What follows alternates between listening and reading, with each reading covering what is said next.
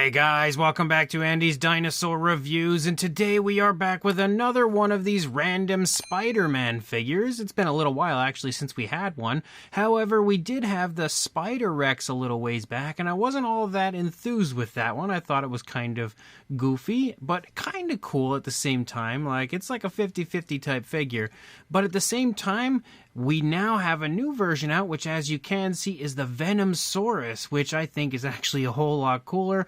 I don't know, maybe I'm just more partial to Venom, I'm not really sure, but I think this figure actually looks really neat and definitely a lot more fun than the original Spider-Rex looked. But of course, maybe that has to do with the fact that, you know, a T-Rex kind of dressed up as Spider-Man looks kind of goofy, whereas a T-Rex dressed up as Venom, or maybe not necessarily dressed up as Venom, but a Venom-type T-Rex looks a lot cooler to me. But you can see the box art does actually look pretty decent for the figure. Again, I'm not really a big Marvel fan. I don't really collect Spider-Man merchandise or anything like that, but I did see this guy at my Walmart today and thought, okay, that's definitely really cool. I have to grab that. So I now have it here, of course. On the side, you can see a nice shot here of the Venomsaurus again, and then if we take a look at the back, you've basically got a nice shot of the figure as well as some action figures here included within the back of the box of our Venomsaurus. So let's pop this out of the box and check it out. So here is our Venomsaurus now out of the packaging and definitely looking really cool. As I said, I absolutely think this one looks a lot cooler than the Spider-Rex did. I think overall, again, it just looks not necessarily natural, but just a whole lot more interesting and less ridiculous. But at the same time, again, the fact that we've got like those tentacles and everything sticking out of the back and then this elongated tongue and everything does look a little bit insane, but if you are a fan of Venom, I feel like that's something that you will, of course, instantly enjoy. So let's go ahead and jump straight to a closer look, and we'll check this out further from there. So starting up here at the head sculpt of our Venomsaurus, first of all, one thing you may notice is that the majority of this figure is basically the same figure we had with the Spider-Rex. It's basically just been altered to become the Venom-Rex.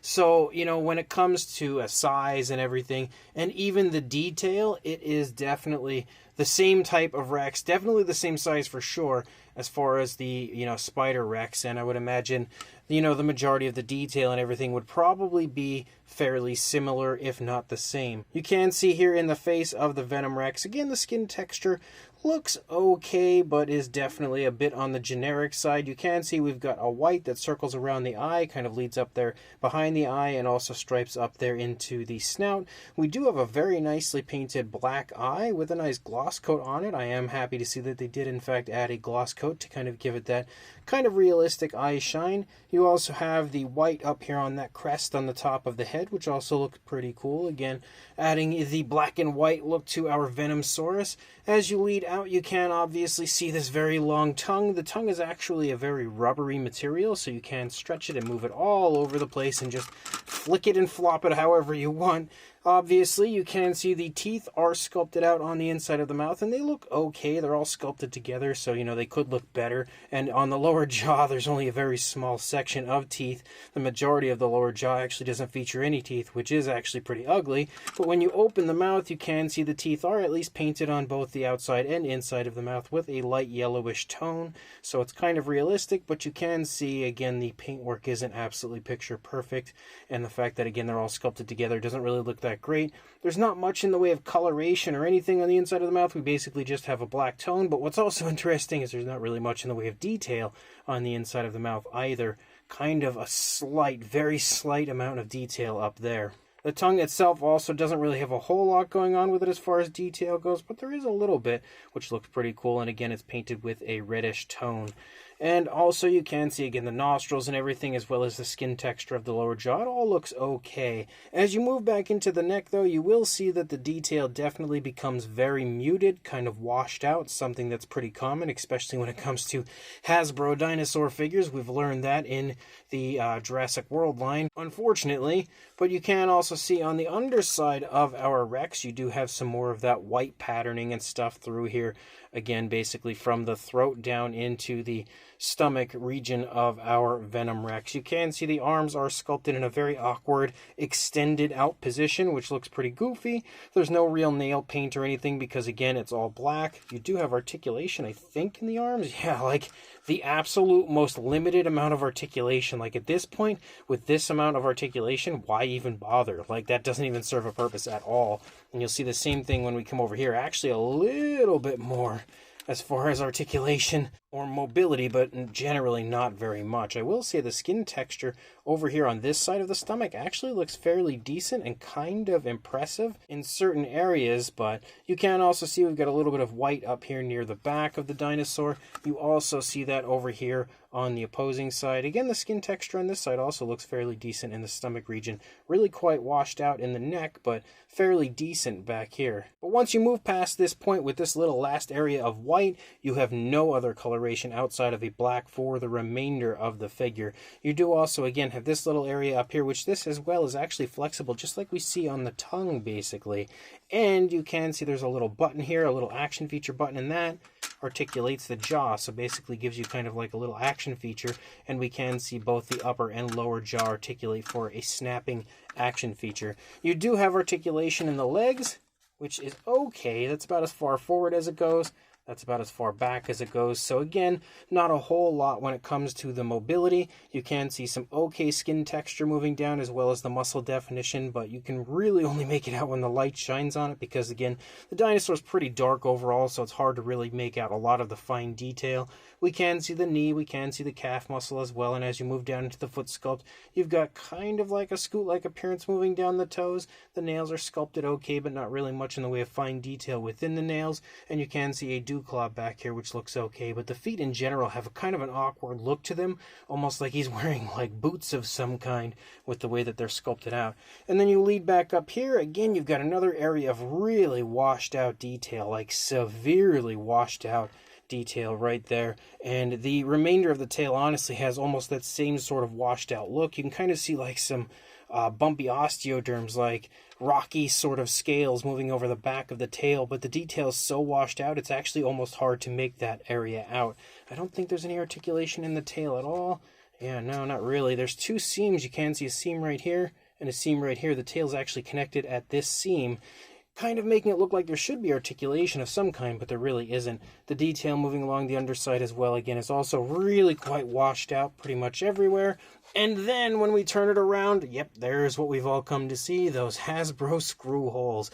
It seems as though they still have not learned their lesson from the Jurassic World line. They don't take constructive criticism apparently at all, because they did not even bother to try to improve the aspect of the screw holes. You can see we've got 1, 2, 3, 4, let's see how many is back here, 5, 6, 7, 8, 9. 9 screw holes that I can see. I may have missed one, but that's crazy. That is so many screw holes for this figure. Like, it's almost like they're trying to see how many screw holes they can actually put into the side of these figures. But you can see overall, again, it's pretty much the same on this side, except for the addition of many, many screw holes and a slightly alternate positioning for the leg. But overall, again, it's not the greatest figure in the world, but I do like it a little bit more than the Spider Rex. As you can see, the figure also has kind of an awkward stance to it. Like, the legs are really far forward. It almost makes it look like the T-Rex is about to kind of sit, or I should say Venomsaurus, I'm sorry, is about to like sit down, maybe even onto a toilet, because he looks like he's about to go try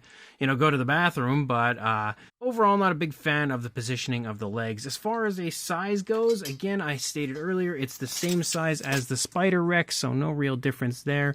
Lengthwise about 16.5 inches, or about, if it doesn't move away from me, or about the 42.5 centimeter range. And then for a height, to the top of that crest, about 7 3/4 inches, or around 19.5 centimeters, and pretty close to the same thing there for the back. So not much in the way of difference between, any other area of the Rex as far as a size goes, as far as a height.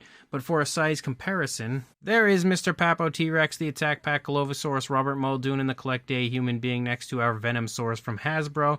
And you can see it's got an okay size to it, but I don't feel like we really need to do many comparisons, especially because we have reviewed the Spider Rex, which, as I already mentioned, is the same size as this. So this is basically like an updated retooled version of the Spider-Rex now turned into the Venomsaurus.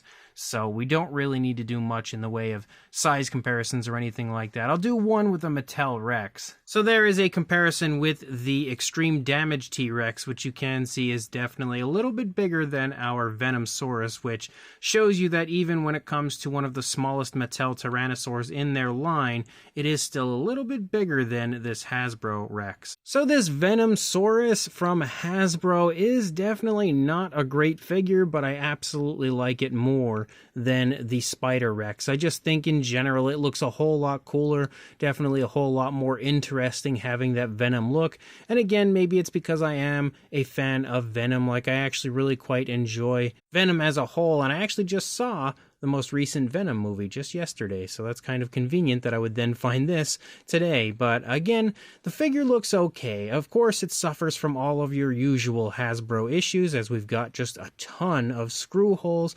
We also have overall not really that much in the way of fine detail that looks good, a lot of washed out detail through the course of the figure, and even though it's got some areas of decent texturing, for the most part nothing on this figure as far as the texturing goes is impressive. And again, some areas are just so washed out it's actually hard to even make the detail out. The coloration and paint apps are okay, of course. Again, it captures that Venomsaurus type look, which is neat, but overall there's not a whole lot of color. But then again, at the same time, you wouldn't really expect there to be for a Venomsaurus. So I think as far as the paintwork goes, they did about as much as they really could. I do like the tongue. Again, the tongue is pretty cool, and the fact that it's flexible is also neat. As we saw in the back of the box, it'll help you when it comes to a playability standpoint to grab onto things, sort of. And you also have a button for an action feature, which is kind of fun, but again, it's about as generic of a, attacking dinosaur action feature as you are going to find. But overall, it's not a great figure by any means, but it is still kind of fun just because it is a Venomsaurus. So if you are interested, I would say head to your local Walmart. This one is about $30, which I probably shouldn't have paid $30 for this, but I just thought a Venomsaurus was pretty cool and I couldn't say no to it, so I grabbed it and added it to my collection. So again, if you want it, head to your local Walmart. It should be there, and like, comment, and subscribe, and I will see you in the next review. Thanks for watching.